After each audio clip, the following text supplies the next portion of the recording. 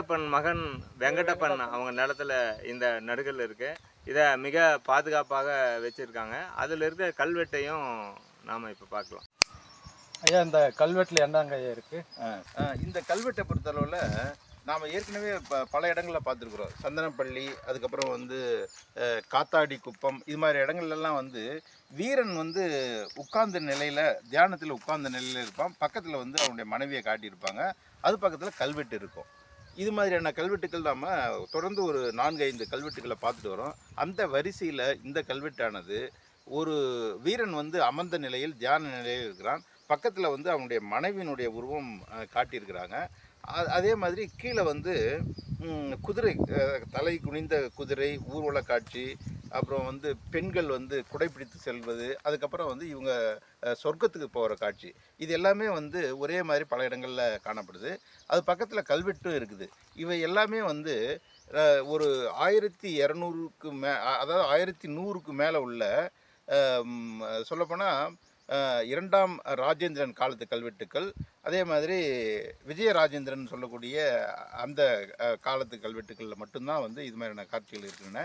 அந்த வகையில் இந்த கல்வெட்டானது 2ஆம் ராஜேந்திரனுடைய 3வது ஆட்சி ஆண்டு கல்வெட்டு.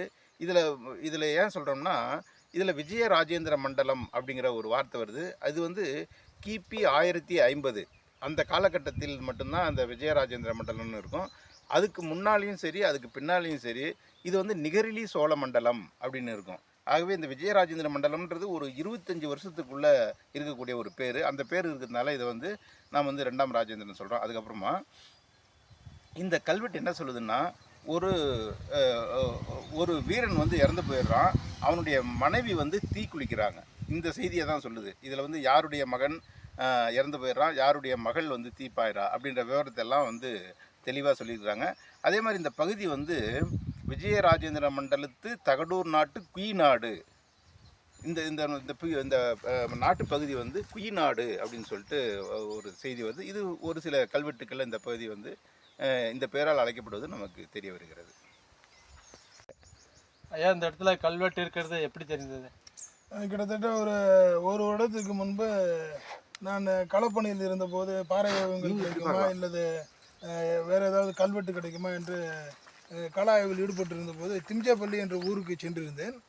திம்ஜாப்பள்ளி ஊருக்கு ஒதுக்குப்புறமாக ஆடு மேய்த்து கொண்டு வந்த திரு சுப்பிரமணி என்பவரிடம், உங்கள் ஊரில் இது மாதிரி ஏதாவது கல்வெட்டு இருக்கிறதா என்று கல்வெட்டுகளின் புகைப்படத்தை காண்பித்து அவரிடம் விசாரித்த போது, அவர் என்னுடைய ஊர் கூத்தாண்டப்பள்ளியில் இது மாதிரி எழுத்துடனுக்குரிய ஒரு நடுகள் இருக்கிறது என்று சொன்னார். அந்த விவரங்களின் அடிப்படையில் இன்று நாம் அந்த கல்வெட்டை படிக்க வந்துள்ளோம். அவனை சிதை மூட்டுவாங்கல்ல, அதில் அவங்க உளுந்து இறந்துடுறாங்க. இறந்த உடனே 2 பேருமே சொர்க்கத்துக்கு போகிறாங்க. 2 பேர் இங்கே 2 பேர் உட்காந்துக்கிறாங்களா, 2 பக்கத்தில் 2 பொம்பளைங்க இருக்கும், தேவலோக மங்கைகள். கூப்பிட்டு சொர்க்கத்து நேரம் நின்று நம்ம இப்போ இருக்கிறது வந்து இந்த கூத்தாண்டப்பள்ளியில் இருக்கக்கூடிய நடுகள். இப்போ பார்த்தோமே அந்த நடுகளில், இந்த நடுகளுக்கு வந்து யார் நிலத்தில் இருக்குதுன்னு பார்த்தா இவருடைய இவர் பேர் வந்து வெங்கடப்பன், இவருடைய அப்பா பேர் கோவிந்தப்பனுடைய மகன் வெங்கடப்பன். இவருடைய நிலத்தில் இருக்குது. இதில் சிறப்பான விஷயம் என்னென்னு கேட்டிங்கன்னா, சுற்றி நிலம் இருக்குது. இவருடைய இப்போ இங்கே வந்து மிளகாய் தோட்டம் இருக்குது, பக்கத்தில் இருக்குது. இவ்வளோ நிலம் இருந்தால் கூட இந்த கல்வெட்டையும் இந்த மரத்தையும் வந்து பாதுகாத்து இத்தனை வருஷ காலம், அதாவது சுமார் 900 ஆண்டுகளாக இந்த நடுகளை பாதுகாத்து வருகிறார்கள் இந்த ஃபேமிலி. அதனால் இவர்களுக்கு நன்றியை தெரிவித்துக் கொள்கிறோம். ஓகே, ஃபோட்டோ எடுத்துக்கலாம். அப்படின்னு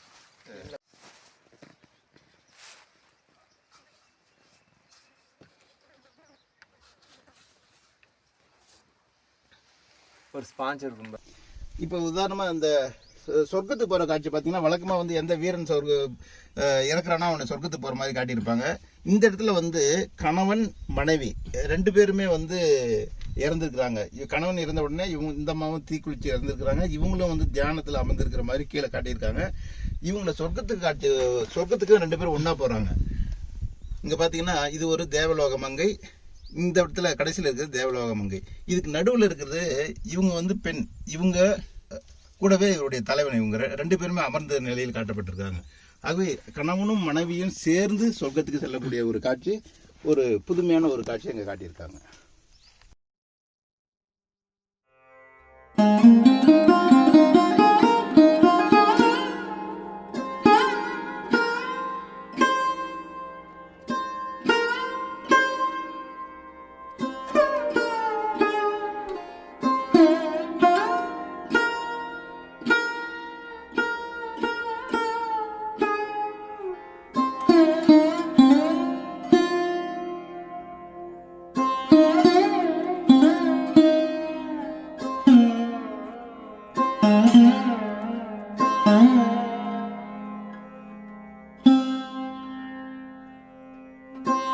Thank you.